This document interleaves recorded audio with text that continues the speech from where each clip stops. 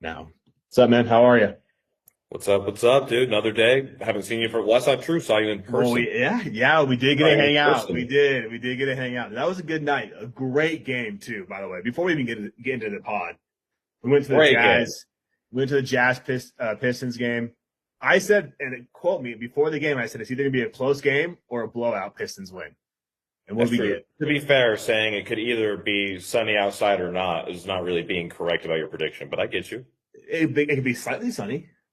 I mean, fair enough. Fair enough. It Yeah. was a great game, though, dude. We didn't get to see the 2020 game, but Cade Cunningham, No. 17 assists, Keontae George with a game-winning floater. It was a great game. Keontae had 30 points. Like it was Jalen Duren had 8 fouls. Don't think you can do that in the NBA, but he had 8 fouls in the first quarter. So that was crazy. Oh, I gave him an extra two, and he still fouled out. He didn't actually foul out. And shout out to our seats, too, by the way. I'm going to say this. Yes. Underrated nosebleeds. You can watch the Yes. whole offense open up. You can watch the way they man. run lanes. You can see the way where they should be on cuts. But Yeah. get some nosebleed seats. Learn some basketball. It was nice. Like I usually sit kind of close. It was nice. It was different to sit up there. And shout out to the guy next to me too, because first quarter, he was right next to me. He went and got a beer, came back. Seats were open next to us. He goes down one seat, gives me some arm room. Shout out to that guy. Don't know who he is, but shout out to him. He knows. He knows what's up. Yep. He knows what's up. Yep. He knows what's up. All right. Today we have a new segment, a little sneak peek into we're trying something new, and then we're going to kind of dive deep into other things. My fault. I didn't stick to the only West players.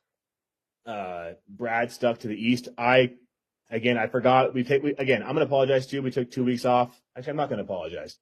We spent 2 weeks with our families, our loved ones, that kind of stuff. I hope you guys had a happy holidays, all that kind of stuff. But it was a good little break, just to spend time with family and that kind of stuff, and just not be too focused on this pod. Just kind of be there for the family and that kind of stuff. And I'm hopefully, Brad, you had a good holiday and that kind of thing, and got some good gifts from Santa.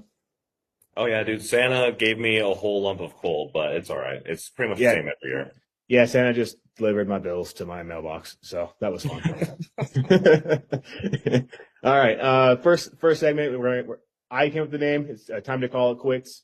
I'll kind of give you some information on that. It doesn't mean just a player needs to like hang it up, leave, retire, that kind of thing. It's either like a team needs to call it quits on like someone they trade on, or a coaching option, or whatever it may be. So I'll start it off just to kind of base it off of this. I think it's time to call it quits the Jimmy Butler era in Golden State.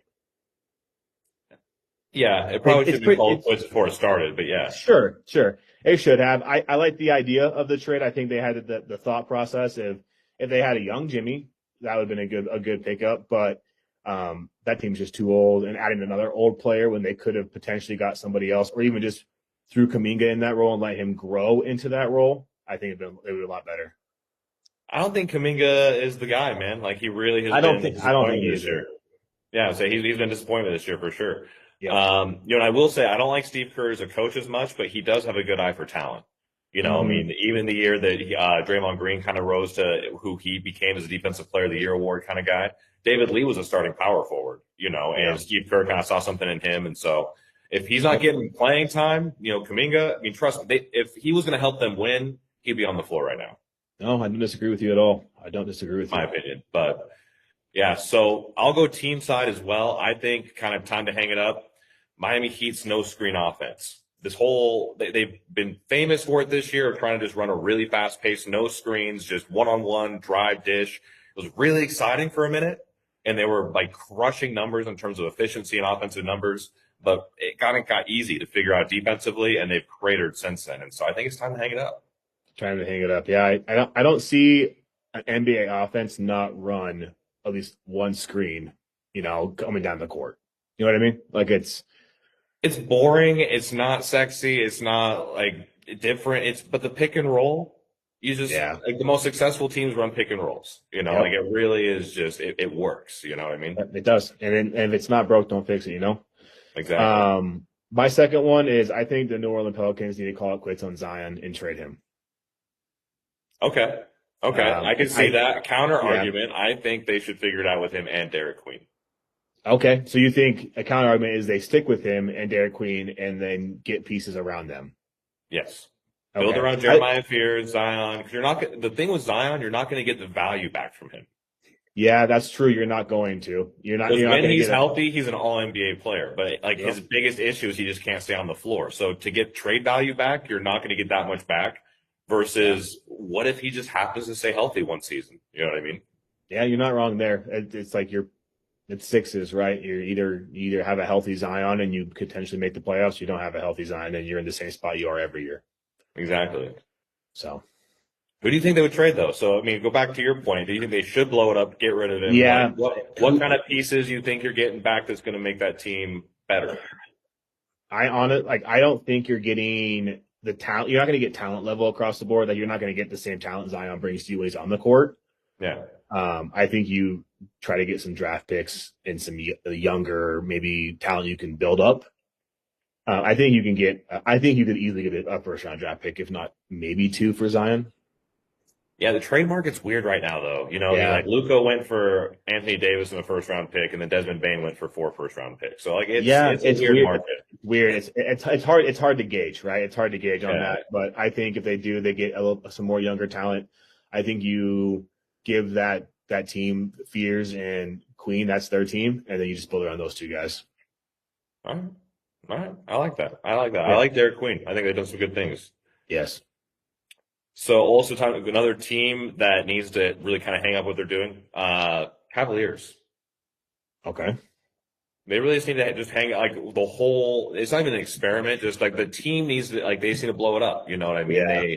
They proved they were regular season like heroes kind of thing. Didn't do anything in the playoffs this year. They're not even regular season heroes. They're just not a good team. They're very much Yep. right in the middle in the East. So Yeah. I think it's time to blow it up. You got expensive guys. It's not working. I don't know if you got to get rid of Darius Garland and Donovan Mitchell or one of the two, but you got to keep Mobley. Everyone else pretty much off the roster. Yeah, Or and that's hard. available to be off the roster. Yeah, and that's hard too because like they have the most expensive roster in the NBA. Right. So it's hard. Like, how do you match contracts with people to trade them for? Unless you're like going to buy them out. It's tough, and it might be a fire set. You know what I mean? At some point, you have to kind of just accept it. Like we just got to rebuild, kind of hit the panic button. Which I don't know if they have to do that. I mean, definitely look at all your routes, but they clearly, for the expense of their roster, they're not competitive enough. 100%. I agree with you. 100%. I think they've been kind of a talking point this pod and last pod about how just they've been very inconsistent. Yeah, very much a disappointment. I mean, they went from being the Yeah. number 1 seed last year to being, I think they're 17 and 15 right now or something. Like very much right around 500. Yeah. Yeah. I don't know how to say this last guy, the last name on this guy, but I think the Hawks need to trade Zachariah and Trae Young. I think it's time for them to call quits on both those players. Yeah, I would agree with that. You know, unfortunately, I think it's Ricochet. Yeah, it's French. I just don't know how to say it. I know. It's a lot of letters in there. I definitely don't get it right either. So, but he was a tough one because that was a very weak draft, you know, and so he kind of gets a lot of hate for being not a great number 1 overall pick. But who else did you take in that draft? You know, Yeah. I mean, at that time, Trae Young though, he's actually a topic I've got for later here too. But 100% agree with that. It is time to blow that up. Yeah, but actually Trae Young's in my later down the pod as well. He's not the same player. That team is so much better without him on the court. So much better without him on the court. And they have Jalen on that. Jalen's booling right now. You have Dyson Daniels. That is who you need at that guard position. And I think like I watched them play without Trae Young and without Kristaps, and they look good. They look much better. I mean, the numbers don't lie. I mean, statistically, they're a better team without Trae Young, you know, and so he's someone we should, you know, obviously we're going to talk about on this pod at some point, but very interesting to talk about because offensively, he's very, very gifted, but he doesn't drive winning, which is interesting. I know. Besides that one season they had when they made the Eastern Conference Finals, he hasn't done much. Right. I'm with you there. And then time to hang it up. Last one I got.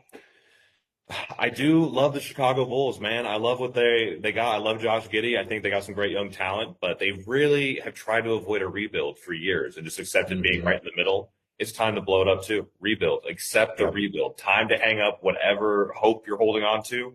Keep Giddey, you know, dump everybody else. Time to rebuild. Embrace it. Yeah, no, I agree with you. You were hot on them at the end of the season. You were hot on them. That you were like they're like going to be playoff, locks, all this kind of stuff, and they just have dropped. They went through a cold streak. Yeah, for sure. Yeah. Yep. Yeah, that's unfortunate. All right, cool. Next on the docket, we got biggest surprises and biggest disappointments. Brad, give me your first biggest surprise so far. Biggest surprise. I've talked about them before. Boston Celtics still. Boston Celtics are just, crushing through the East right now. They have a fantastic record. I think they're third right now in the East behind the Knicks. Yeah. And so really just a great team, man. Not expected this year, obviously with Jason Tatum out and then the other guys they shipped out of town. And Derek White's not having a great year. Peyton Pritchard's doing all right, but Jaylen Brown has really been like the guy in Boston. Huge surprise though. Not even just moderately competitive. They're a great team. Yeah, and I'll even add to that. He's actually my biggest surprise, my second biggest surprise. I'll just add to yours. Jaylen Brown's had an MVP caliber December. He was having an MVP caliber year. That too, right? And he is playing really well. He's leading that Celtics team. And I know the longest, leading them to a playoff block, but the longest time was always whose team is it? Is it Tatum's or is it Jaylen Brown's? I've always thought Jaylen Brown. Jaylen Brown. No left hand. He plays both ways, and he won Finals MVP for a reason. Yep, and I'm in the same boat. I've always thought Jaylen Brown's the better player. Again, he has no left hand, but he's a better overall player. And look what he's doing right now with the Celtics that have nobody on that team. Well, and the thing is, the value he brings defensively, the whole thing about Jason Tatum being the guy is he can, get you 30 points a game. Jaylen Brown's proving he can give you all the offense Jason Tatum can, plus all the defense that he can offer. And Jaylen Brown can guard 1 through 5 very comfortably, Yes. And so he got, I can't remember what his response was to the other day, but he mentioned something about himself being the best two-way player in the game. And I agree. I think he's the best two-way player in the league right now. Yeah, I would not disagree with that. All right, what's your second one? Another team surprise, 76ers. Yeah. Had them as a pretender early on in the year. I still don't think they're a legitimate contender, but they have a winning record, here almost halfway through the season. And Paul George hasn't been great, but he's been fine. Tyrese Maxey's been incredible. And Embiid's been fine. He hasn't played a lot of games or a lot of minutes, but in his limited minutes, he's played really well. Yeah, and VJ is a good rookie this year. And BJ's done really well. Obviously ups and downs. That's expected with the rookie season, but he's starting and playing a significant role on a playoff team. So very, very much surprised with them. Yeah. My second surprise, it's not the team, it's just the wins they've had, is the Spurs dominated the Thunder not once, not twice, but 3 times. Yeah. And they have been surging. They've been beating really good teams. And beginning of the pod being the season, I said the Nuggets were the biggest threat to the Thunder. I'm going to eat those words. I think if the Spurs get the Thunder in a 7-game series, I think the Spurs beat them in a 7-game series and go to the finals. I would agree with that. If it somehow matches up with Spurs versus Thunder at any point in the playoffs, I got the Spurs in 7. Yep, 100%. I don't know how they do it. Probably because they have a 7-foot player that sits in the paint. They can't do anything about that. But they played that Thunder team really well defensively. So, yeah, that's a good matchup. It's a good matchup. My last biggest surprise here is back to Trae Young. How much worse the Hawks are with Trae Young. That's one of my biggest surprises this year. Yeah. It's not even a matter of moderately worse. They're 15-11 without him, 2-8 with him. Yeah. It's a huge difference. It sucks too, because I liked Trae Young. I still like him as an offensive player. He's very kind of like Stephen Curry-ish, right? But he just doesn't bring anything else to the floor besides shooting the 3 ball. Versus Curry, where Curry is driving and cutting and floaters and layups, and Curry has decent defense. I think you can't just have Trae Young be on the court because he's a defensive liability. Right. And that's where his impact really starts to fall off, and obviously doesn't impact when he's the defensive side. But you would think he almost could make up for it offensively, like some players do, like Steph Curry, for example, makes up for it offensively. Obviously, much, much better player than Trae Young. Yes. Trae Young just simply can't overcompensate for his basically uselessness on defense. You know what I mean? Yeah. Yeah, you're not wrong. My last one on here, and we saw these guys live, but the Pistons losing the teams they should be beating. And this is probably going to be a concern come the playoffs. Oh yeah, Um, Jazz and Clippers back-to-back games. yep, yep. Yeah, it sucks because I like the Pistons. I love Cade Cunningham, but if they're going to be losing the teams they should be beating, I mean, they're going to be losing the teams that they shouldn't be beating, right? But come playoffs, they're going to be playing talent a lot better than the Utah Jazz and the Clippers. So they need to tighten things up. And again, to add to that, Jalen Duran needs to be better and not be getting in foul trouble. He needs to stay on the court. He doesn't. So they just need to stay on the court. That's all. Yeah. That's all he needs to do. Yeah, he just needs to not foul and get a double, 10 points, 10 boards. That's all he needs to do. All right, what do we Okay. got next? Our biggest disappointments now? Biggest disappointments. Yeah. I'm going to take a little hit at Brad right here. And my number one biggest disappointment is the Lakers right now. That's bold. They're still playing good basketball. They're playing decent basketball, yes, but they turn the ball over like no one other. Like And they don't play any defense, but they're still a top Mhm. 4 team in the West. They are. And I'm just going to throw an L on Luka real quick because I saw a thing on Instagram where he dropped the microphone and one of the reporters was like, oh, that's his 9th turnover because he had 8 that game and he dropped the mic. I mean, come on. That's solid. That's pretty good. That's pretty good. Pretty good. But that's a disappointment. I mean, you have before LeBron came back, that team was looking outstanding. I'm not putting all the blame on LeBron. He's 41 years old, right? Like he's an old man. But that team should be like a 2 seed right now due to like the injuries with the Nuggets with Jokic being out. But they just haven't been winning games. Yeah, they've got to figure it out. It's not LeBron's fault, but I mean, they're way too heavy on playmakers with elite playmakers with him, Yeah. Reeves, and Doncic, obviously, and not heavy enough on role players and bigs and defense. Yep. I agree. My biggest disappointment so far for today, I got Paolo Banchero. Very disappointed with him this year. Yeah, I almost put him in my list. Yep. Yeah, I'm disappointed with him this year. So he's developed a little bit. I mean, kind of stagnated over the last couple of years in terms of development. People were calling him like Baby Braun. I've seen some great moves out of him, some offensive firepower, some great defense. He can't really stay on the floor for one, but he's also just not playing well this year. The Magic are also a disappointment. Yeah, I think they're what, like a 6 seed, or are they in the play-in? They're sitting there in the play-in range, and St. Paul's shooting 24% from 3, like horrible. Yeah. He's about career lows in everything offensively. So That's unfortunate. My number 2, we talked about him a lot already on the pod, and this team is Trae Young. Biggest disappointment. He came into you as a big surprise, right? That team. My disappointment is just because how we talked about is he usually is very consistent of assists and points and making up for the defensive liability.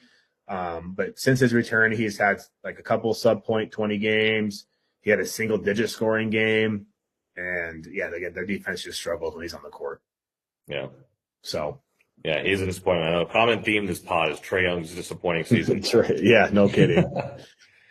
My disappointment, I've also actually got LeBron James on my list as a disappointment this year. So I have to give, I have to be unbiased as much as I possibly can. Yeah. Love you, LeBron. Sorry, you are 41 years old, at this point.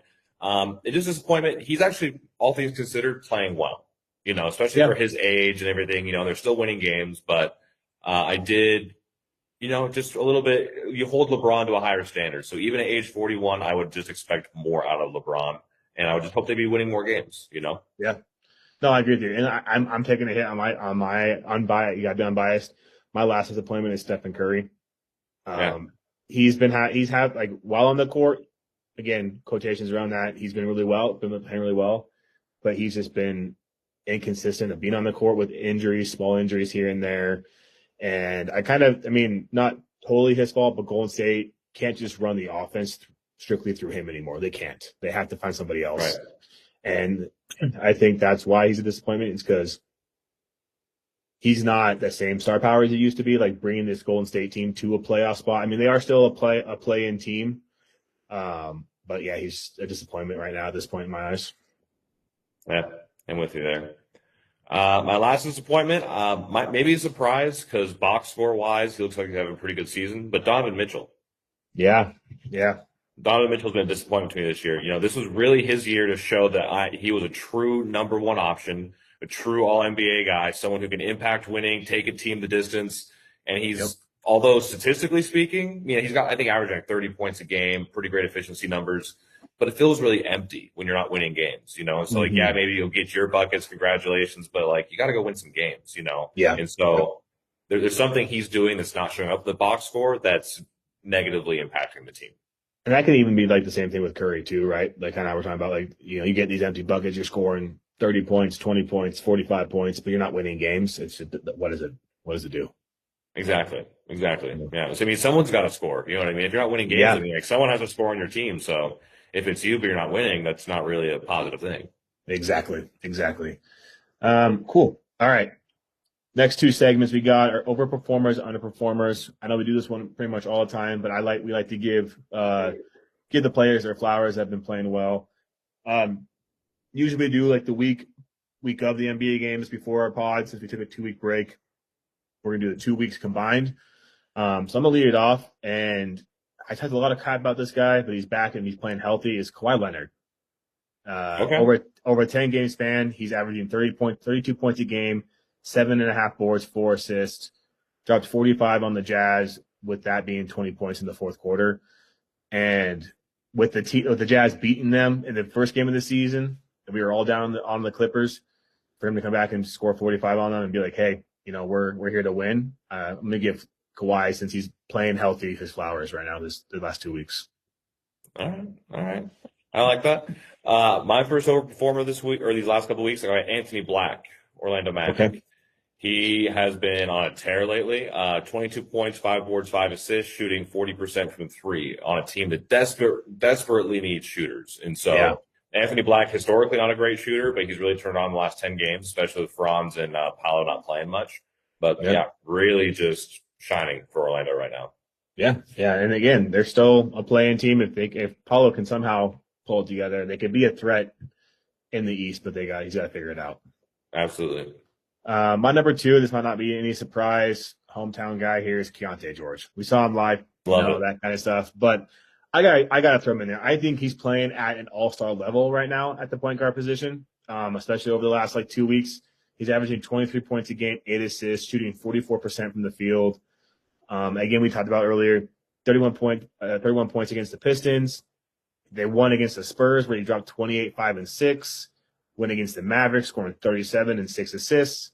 So he's putting up some big numbers. I think he's making the case for an all-star, his first all-star appearance, which none of us put him on for potential all-star appearances at first, but he's No playing one did well. ever. No No, one picked that. Not even Keontae no, George picked that for this year. no, he did In not. December he averaged, I think, a 28 and 7. Yeah, yeah, So he's that's a great pick. He's really something special there in Utah. yeah. My next overperformer, it's a guy I talked about before. He actually probably was an overperformer on my list before. Jalen Johnson Yeah. in Atlanta. He is still averaging close to a triple-double on the season. In the last 10 games, he's averaging almost a 30-point triple-double. He's still shooting close to 40% from three, while also shooting around 55% from the field. Like, this guy is just leveled Well, up in so many ways. He plays defense too, and I don't think he'll get the love for it, but he's an all-NBA player, in my opinion. yeah. Yeah, and he's having a great comeback season after being injured last year.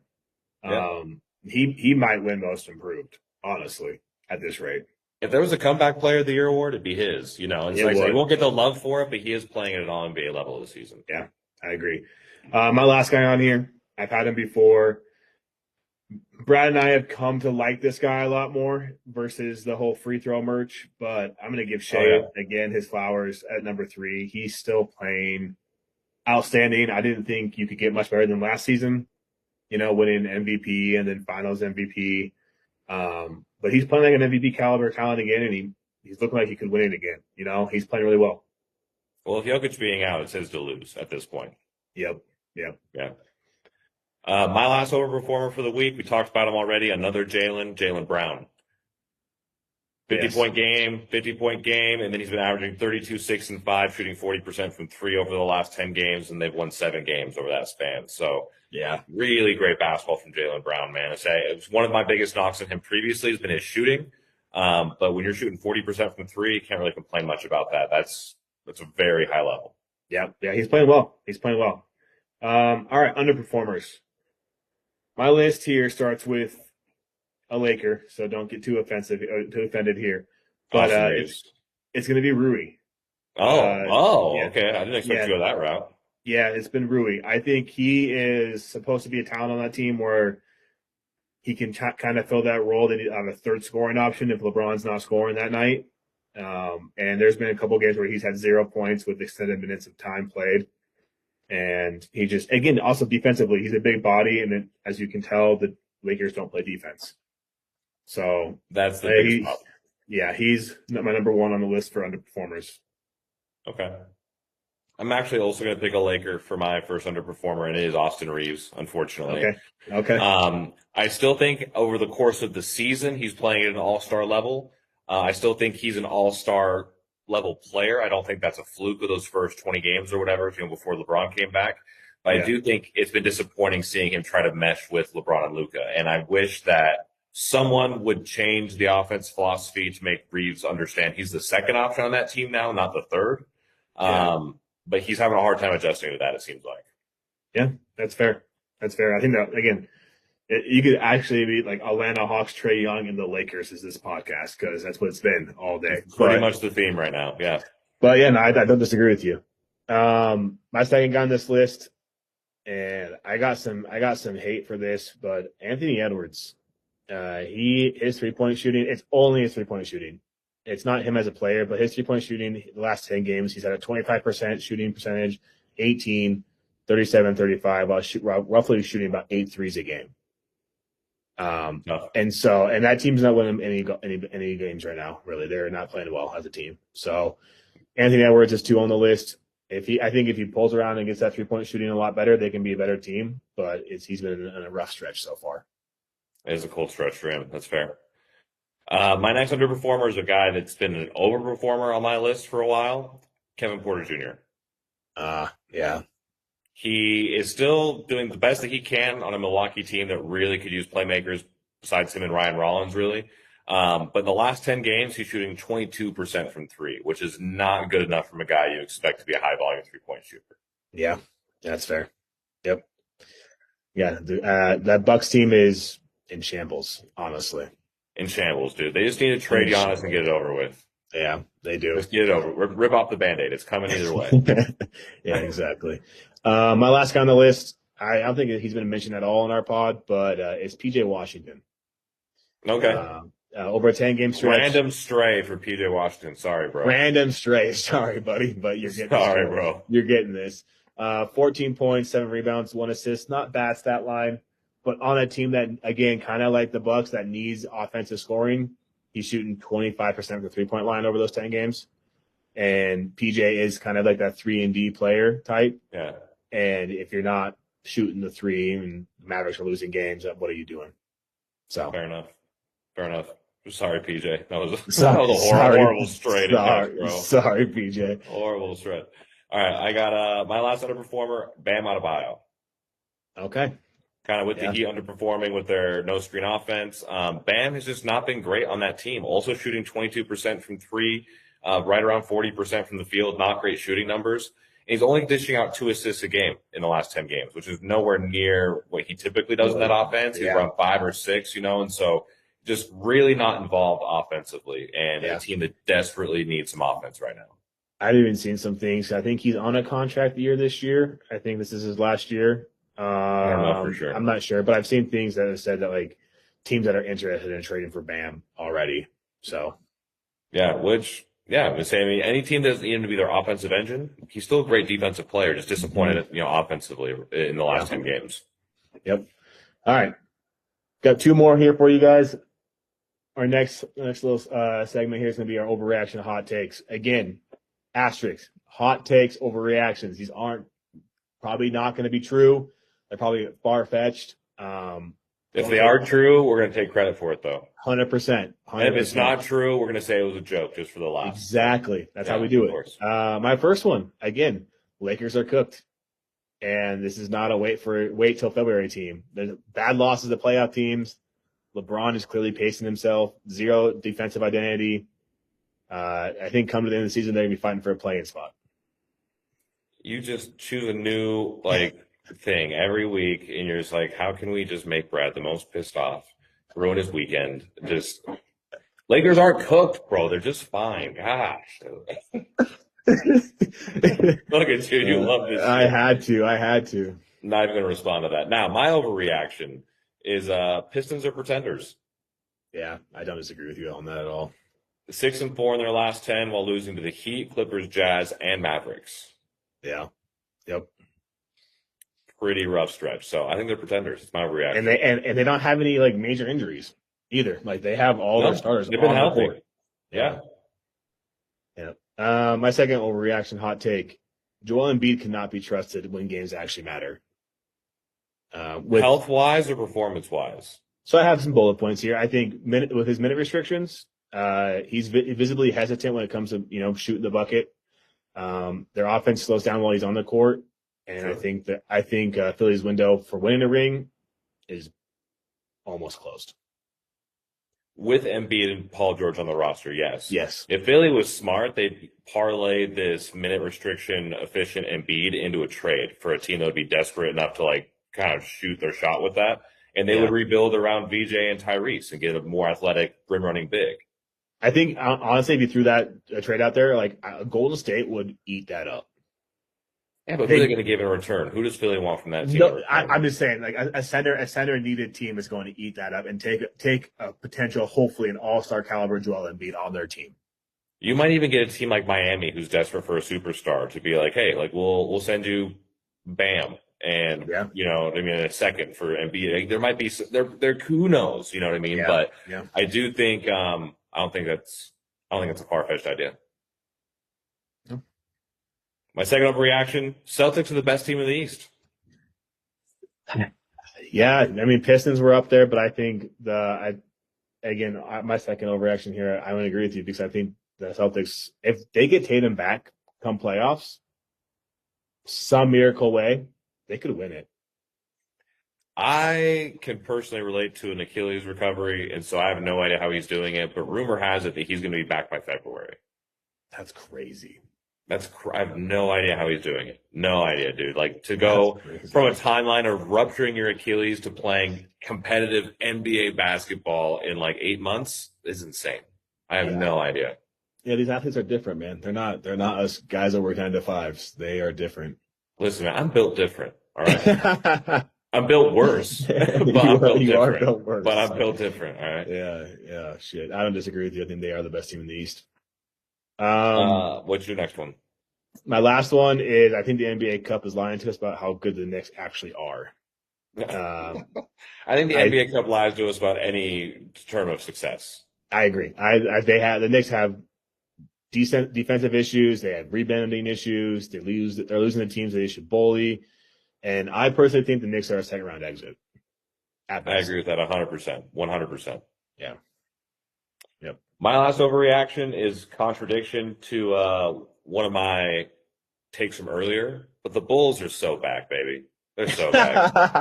The Bulls are so back. It's 7-3 in their last 10 games. Beat the Cavs twice by an average of like 15 points a game. The Bulls are so back, dude. Josh Giddey. We're gonna go through this all season. The Bulls are gonna win like 7 games in 10 game stretch, and you'd be like, they're back, and then they're gonna lose 5 out of their last 10. And you're like, nah, they're not back. I'm not even a Bulls fan. I think that's the best part about it. I'm just like obsessed with them this year. I'm just like, let's go, baby. Like this year, I'm cheering for the Bulls. Oh fuck! I don't agree with you on that. All right. All right. Good takes. All right, guys. Last little segment. You know how it is. We always do the airball take of the week. All right, guys. Well, we'll be back to the same thing every Sunday, Monday. We'll be recording and getting our pods out there. I appreciate you guys giving us some love and support out there on our Instagram and TikTok and YouTube. So we'll see you guys around. Peace out. Tell your friends, tell your families. See you next week.